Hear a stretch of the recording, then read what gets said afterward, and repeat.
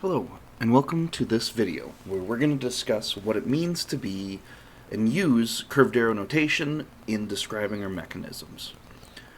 Curved arrow notation is just a way for us as chemists to formally show how our electrons are rearranging their bonding through the course of a chemical reaction. Remember, chemical reactions are usually irreversible, involving the rearrangement of atoms in one or more of the substances that we have reacting with each other. So in this first example, we're looking at the autoionization of water, where we're going to turn water into its ions. And so in this example, I'm going to try to first off keep things in about where they started,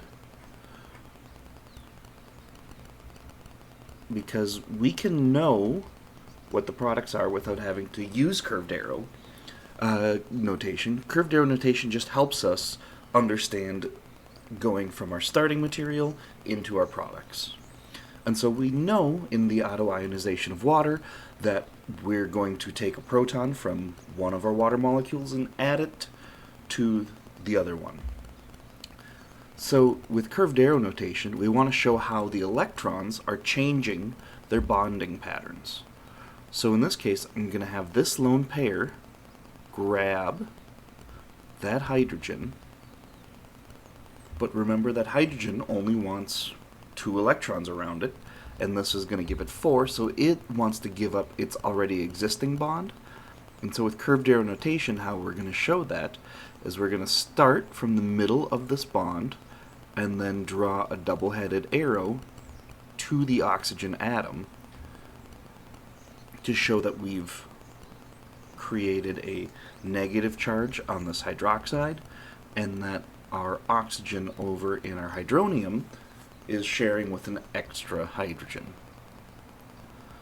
We can do the same thing down here with an organic acid and an inorganic base. In this situation, we have to remember that sodium hydroxide will dissociate, and I'm going to erase my sodium for a second and move it away to show it's free floating away. There's probably some charge association between them, but remember, it's a completely ionic bond. We don't have to draw a covalent, we shouldn't draw a covalent bond between them. And we can see that this hydroxide is going to be our nucleophile and wants to share its electrons with another nucleus. In this case, our acidic proton that I'm going to draw this arrow to. I'm going to actually erase my hydrogen to give me a bond so that I can show the bond breaking. So this hydroxide is using its electrons to attack the acidic proton. And remember, the hydrogen only wants to have one bond to it, so it's going to give up the electrons in its bond and donate them back to that oxygen to create our carboxylate. In this case, it's benzoate. And if we could precipitate this from our solution, we would have sodium benzoate and water as our products.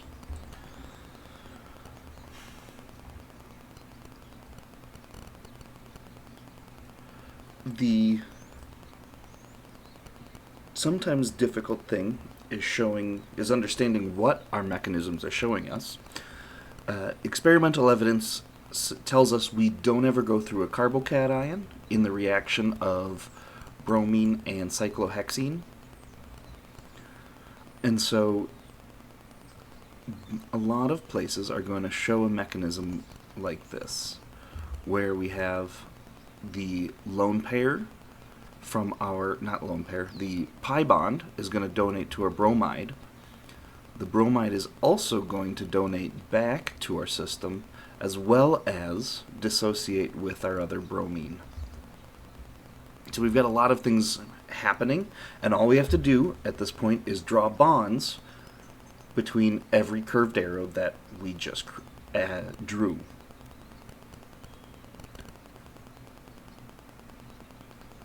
So right now we've got our methyl group, we're going to say it's going down, and we're going to attach our bromide on the top. So, or actually it's a brominium right now. How do I know that?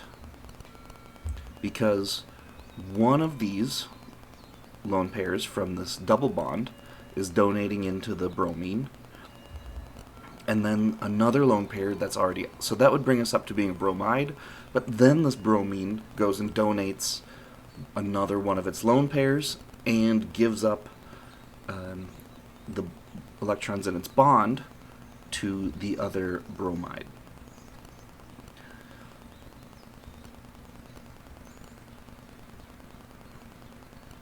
Making it the brominium ion.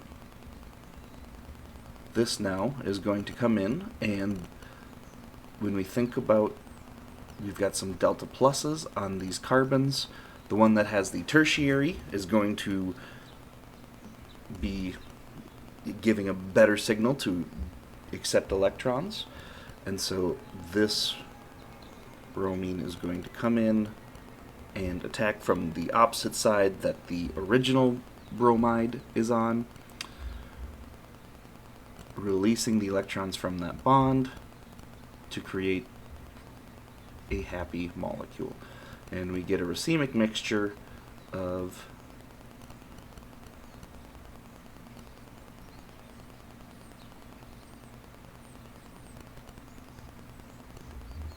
these two compounds.